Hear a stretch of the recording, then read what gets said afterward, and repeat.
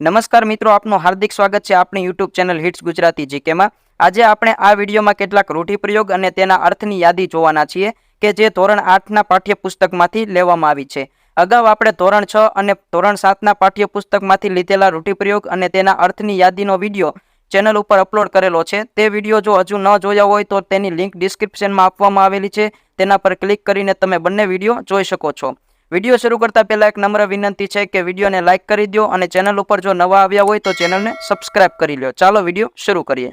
રૂઢિપ્રયોગો અને તેના અર્થ। સૂર પુરાવો એટલે કે હામાં હા કહેવી, જીભ કપાઈ જવી, બોલતા બંધ થઈ જવું, 7 ખોટનો દીકરો હોવો, ખૂબ લાડકો, એકનો એક દીકરો,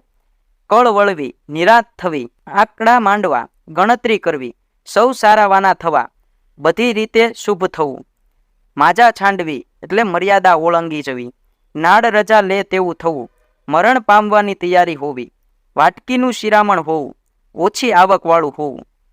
પેટ મોટું હોવું, ઉદાર દિલના હોવું, આમ ન હોવી એટલે કે હિંમત ના હોવી, ચીથરા ફાડવા એટલે કે નકામી કે આડી વાતો કરવી, હિલોળે ચડવું, ભીડ રૂપે એકઠા થવું, તાલાવેલી લાગવી, આતુરતા થવી, તાલાવેલી થવી, ઢીલા ઢસ થઈ જવું, સાવ ઢીલા થઈ જવું, માયા મૂકવી એટલે કે સ્નેહ મમતા છોડાવી, માત કરવું એટલે કે હરાવવું, આંખ આડા કાન કરવા, વાત ધ્યાનમાં ન લેવી, મોંમાં આંગળા નાખીને બોલાવવું એટલે કે પરાણે બોલાવવું, મન ભીતોમાં ભમવું, મન કોઈ જગ્યાએ સ્થિર ના હોવું, મોંમાં મગ ભરવા એટલે કે મૂંગા રહેવું, દળદાર ફીટવું, ગરીબી દૂર કરવી, જીવ લઈને નાસવું એટલે કે જીવ બચાવવા ઘણી જ ઉતાવળે દોડવું, હાજા ગગડી જવા એટલે કે બીકથી થથરી જવું, ગજુ ના હોવું, શક્તિ બહારની વાત હોવી, જીવ પડી કે બાંધવો એટલે કે ભારે ચિંતા થવી, ભોયમાં પેસી જવાનું મન થવું એટલે કે ખૂબ શરમાવવું,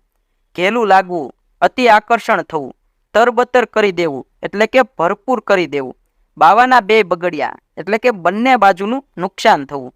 હૈયે તેવું ઓઠે એટલે કે સાફ મન ના હોવું, ઊંટ મારવું પડે એવી તરસ લાગવી એટલે ખૂબ જ તરસ લાગવી, રીગડી કરવી એટલે કે હેરાન કરવું, આડી જીભ વાવવી, અવરોધ ઊભો કરવો કે ના પાડવી, પચાવી પાડવું એટલે કે બથાવી પાડવું, સોદારી વાળવી એટલે કે સંતોષ થવો, તૃપ્તિ થવી,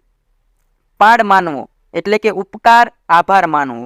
દાઢ બેસાડવી એટલે કે બચકું ભરવું, મન માનવું, તૈયાર થવું, સંમત થવું। વિડીયો અંત સુધી જોવા માટે તમારો ખૂબ ખૂબ આભાર। વિડીયોની માહિતી કેવી લાગી તે કમેન્ટ બોક્સમાં જણાવજો અને આ વિડીયોને તમારા મિત્ર વર્તુળમાં શેર કરી દો જેથી કરીને તમારા મિત્રો પણ આ માહિતી મેળવી શકે। હજુ સુધી વિડીયોને લાઇક ન કરી હોય તો વિડીયોને લાઇક કરી દો અને ચેનલ ઉપર જો નવા આવ્યા હોય તો ચેનલને સબસ્ક્રાઇબ કરી બાજુમાં આપેલા બેલ આઇકોનને ઓલ પર સેટ કરી દો જેથી કરીને અમે જ્યારે નવો વિડીયો અપલોડ કરીએ તો તેની નોટિફિકેશન તમારા સુધી પહોંચતી રહે।